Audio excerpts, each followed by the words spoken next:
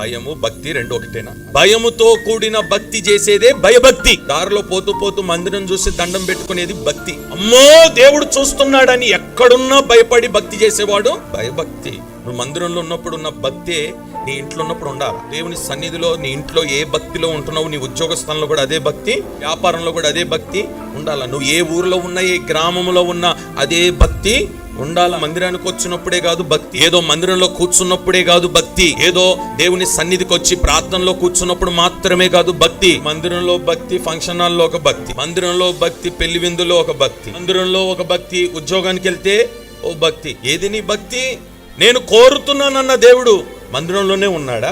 నువ్వు ఎక్కడుంటే అక్కడ, నువ్వు ప్రయాణం చేసినా, నువ్వు ఏ ఊరిలో ఉన్నా నీతోనే ఉంటాడు. ఆయన కోరేది ఏంటో తెలుసా?